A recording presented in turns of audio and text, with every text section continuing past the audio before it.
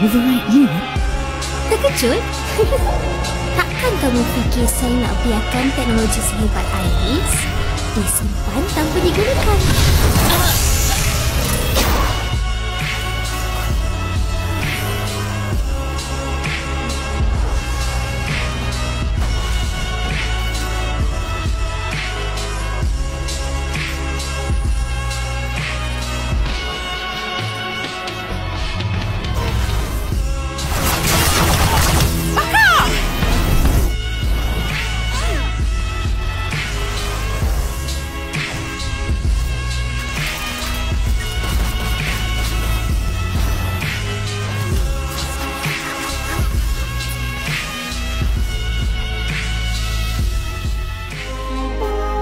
Jadi, boleh kita teruskan dengan agenda utama?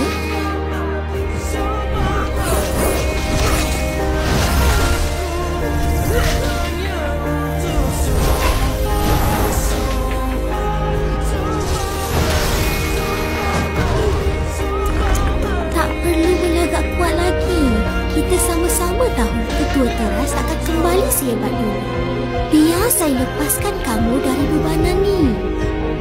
Buatlah apa sekalipun, kami tak akan biarkan kamu dapat mainframe. Hai, saya dah agak kamu akan cakap begitu.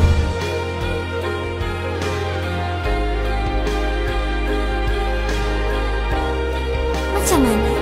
Sanggup korbankan dia sekali?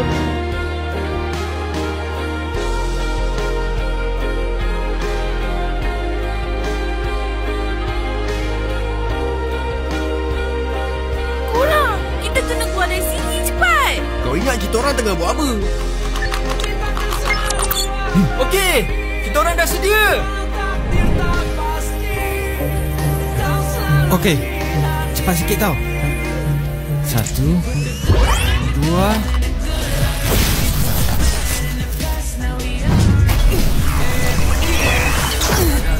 Aku dah tarik. Go!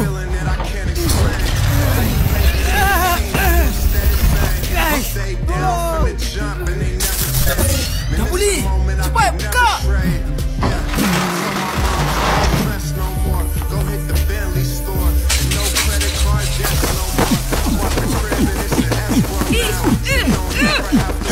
Alamak!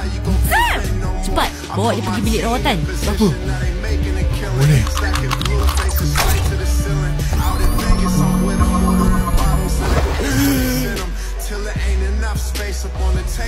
Aku hidup lagi. Weh, sejak bila kau boleh buat ni? Ya, nice lah. Habis dah. Bilik gadget kat sana. Jom.